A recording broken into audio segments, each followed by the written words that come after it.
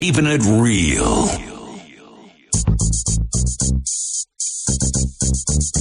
You're listening to my station, your station, of course, ZFM Stereo, one station that always brings you nothing but the best. This is the voice of Kudakwashi Chiburi, a special host for the impact where we delve into different issues. But for this special episode, we are continuing from what we were discussing last week. We were discussing about the National Competitiveness Commission, which is the NCC. And during our first episode, as we were giving background and so forth, we delve into one of the most important aspects, the rural and urban councils' competitiveness. What are they looking into? They assess the council operations and my business to ensure that they are aligning with the NGS1, to align with the Vision 2030 in different aspects as far as to enhance as well as to achieve Vision 2030. So today, for this special episode, we left topic Ichiripakati. So today, basically, as we are going through, we are first discussing what are the indicators when you deal with competitiveness about my council. Do you have my parameters? I'm not dealing now from this point to this point. So joining me in studio to discuss this issue is none other than Competitiveness Development Manager Douglas Muzimba. Welcome to ZFM Stereo again, sir. Thank you very much, Kuda. Yes, so today, as I have set the mood and the tone of the conversation, just a competitiveness in my councils akasiyana the GP parameters or the indicators that you are assessing this competitiveness in my councils. Thank you very much for that question. So Rucci is anchored on 5 pillars. We'll be looking at 5 broad pillars. Namely, 1, we'll be looking at local governance efficiency of the local authority. Secondly, we'll be looking at economic dynamism. Then thirdly, we'll be looking at infrastructure. Then fourth, we'll be looking at innovativeness. And lastly, we'll be looking at resilience. So under the first pillar, local government efficiency, we will be assessing the quality of governance, transparency, financial management, and the effectiveness of public service delivery. And it is the foundational pillar for all other aspects of development. If you miss on this one, then forget about the rest. Yes. Yeah, and it is not surprising that maybe under this local government efficiency, we gave much weight because it is something that is within the control of council. There is no reason for the council not consulting its residents in the budget formulation process. There is no reason for local authorities not publishing audited financial statements. There is no reason for the council complying with the maybe national requirements. So it is within their means. So we accorded more weight to this pillar. That's why I'm saying it is a foundational pillar for all other development aspects.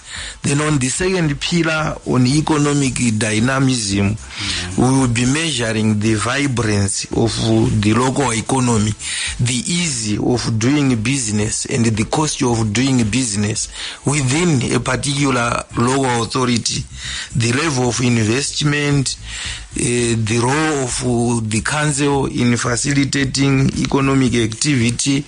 Then infrastructure, this one is straightforward.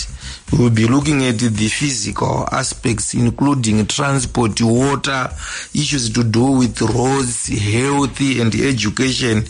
Innovativeness, we will be gauging the capacity for innovation and adaptation, including adoption of ICT and even support for research and development.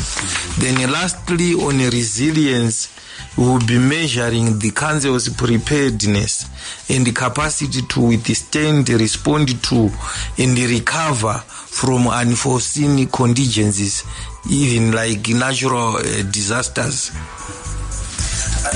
Yes, basically I think you've done justice in elaborating some of the indicators that you'll be trying to have an understanding and appreciation of innovation. Council now innovative. You talk about infrastructure. You talk about publishing audited financial statements. As far as it has been of public knowledge that they are, in terms of these issues to do with more audits and innovative, our council has been lacking, and President Emerson Mnangagwa has tried for some time, being maybe calling for council to be innovative as far as service delivery is concerned, as far as everything to do with council finances, kutingawa and innovation. So coming back to our discussion, we are discussing about the assessing competitiveness index, where we are assessing the rural and urban council. So my question would be, how many council as of now has been surveyed, or how many council have you surveyed, be it urban or be it rural? Thank you very much. Like I indicated earlier on, that we started this journey last year with 9 councils, and it was basically on a baseline survey, maybe fact-finding mission to see maybe how we can develop our Rucci model. And this year we are it's still a pilot, but we have increased the number of local authorities that we have surveyed on a pilot basis. And for this year, we did survey in 36 local authorities throughout the country, maybe covering all the provinces except for Mat North. And the idea is to fully roll out this Rucci in all 92 local authorities throughout the country in 2026. That is next year. So far, 1,066 respondents across 36 local authorities.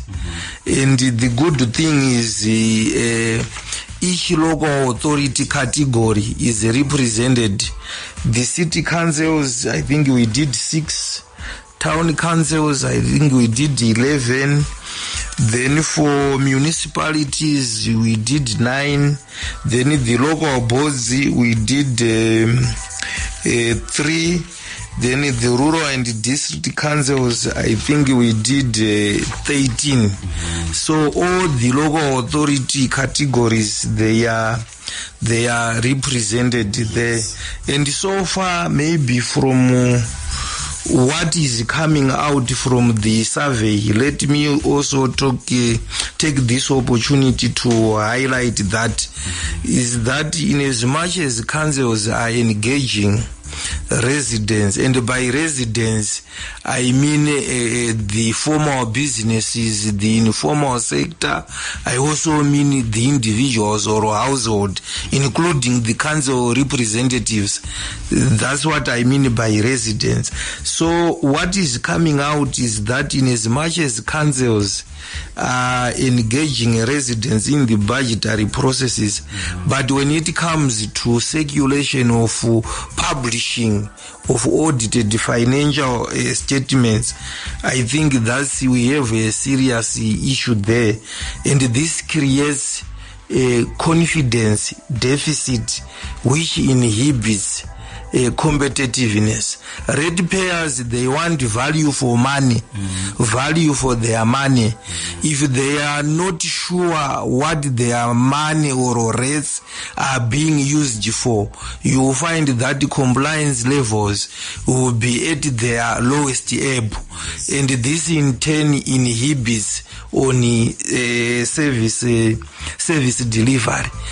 Then the other issue is the state of infrastructure within the local authorities at large, be it rural, urban, be it local boards. I think there is a bit of a challenge there, and maybe it is rather refreshing that maybe the central government, they chipped in, especially in urban councils, whereby they came up with this, especially for roads, the emergency road rehabilitation program. Yeah. Yes. So they saw that huge competitive gap, and they are trying to bridge it. So I think that's one issue that also is coming out. Then issues to do with digitalization. I think most of the processes, apart from revenue collection, for revenue collection, I think all local authorities, they have managed to digitalize in that respect. But when it comes to application for licenses, permits, it is still manual. And our argument is, if they can digitalize revenue collection, why not do the same for licensing? It's also one issue that is coming out from this survey. Yes, I think you have done justice maybe in articulating quite a number of outcomes that you have maybe managed to have from the surveys that you are having. Of course, when you talk about the processes, we have outcomes, we also have some challenges. Maybe you may frequently faced, since this is a pilot and a first edition. So what are some of the challenges that you have maybe faced in analyzing data or maybe in collecting data?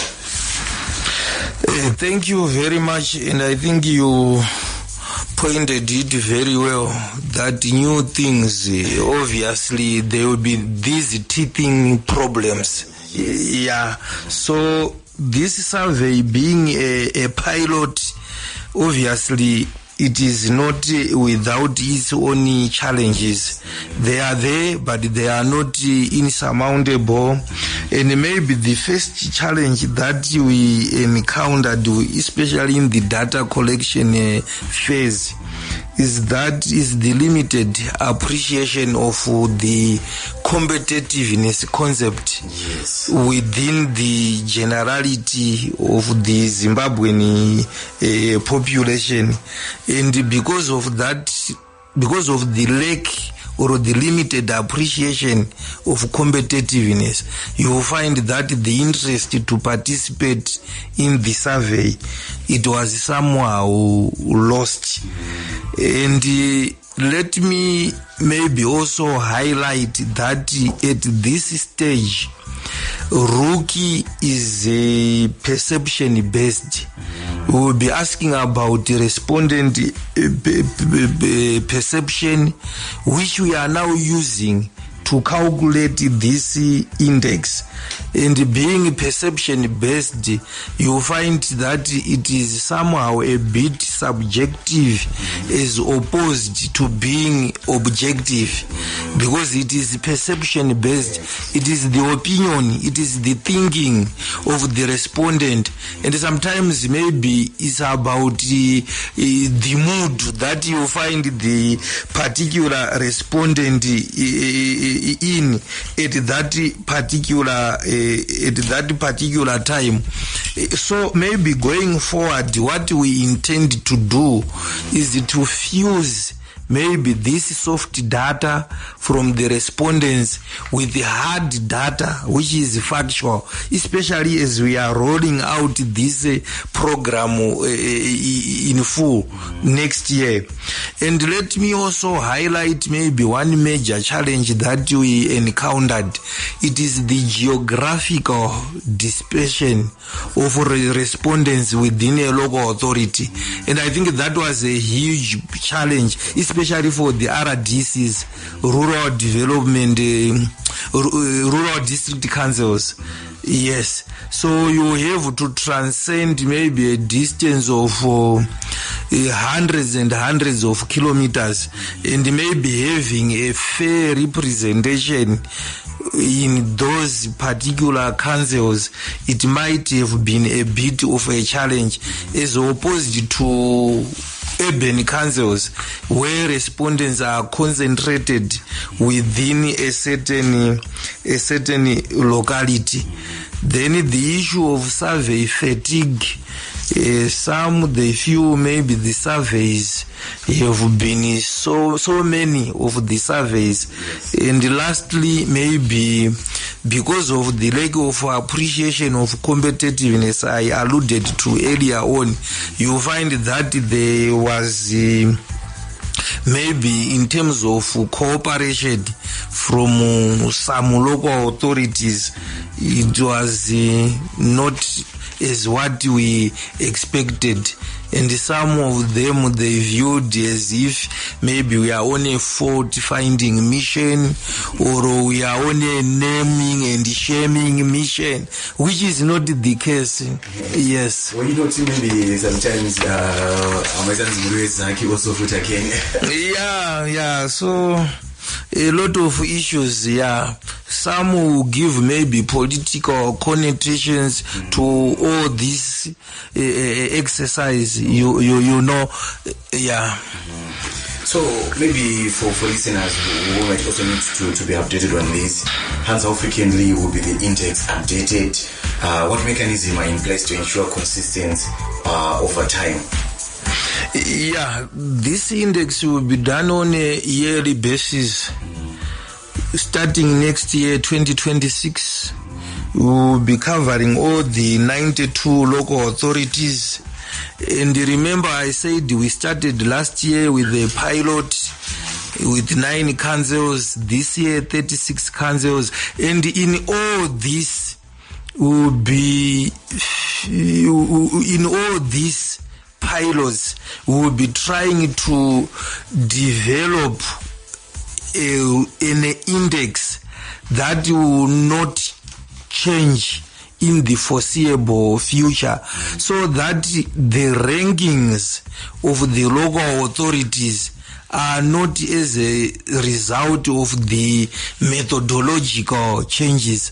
If there are changes, we will know for sure it is because the local authority has performed or has not performed, but not anything to do with the some methodological changes. Yes. So of course we need to have an appreciation of if we see high performing council, are they likely to receive any incentives or any recognition mechanism? Because I think whenever we are being ranked, there is supposed to be there's supposed to be incentives, or there's supposed to be a recognition or an award, something like that. Are you looking into it? Is there something like that in place? I think we are concluding. Yes, definitely there is something along those lines, but the ranking of local authorities on its own, I think that's a motivation for the councils to perform better. So yes, the ranking on its own is a special recognition. It's a special recognition on its own, yes. But we are not ending there, yes. Because on an annual basis, after all this survey, of course, we have done our statistical analysis, we rank these local authorities, then we are going to produce a rural and urban councils competitiveness report for a particular year, containing all these rankings. Then we invite these local authorities and we are going to give them awards for the best performing local authority. So we'll give awards as per category.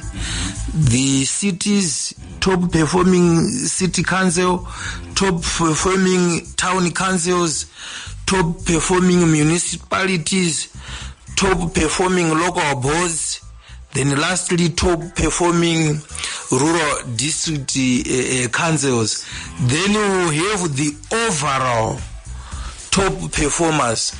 And it will not be surprising that some RDCs who even perform better than urban councils. Believe you me. Yes, that's very true. So this was the voice of the Competitiveness Development Manager of the National Competitiveness Commission, Mr. Douglas Muzimba. We're unpacking today basically what parameters, what's your indicate, how do you know this is the best performing local authority. So today's discussion was pregnant of information. We get to understand a lot of aspects as far as local authorities are concerned, as far as RDCs are concerned, as far as also local boards are concerned. This is the voice of Kudakwasha Chavuri.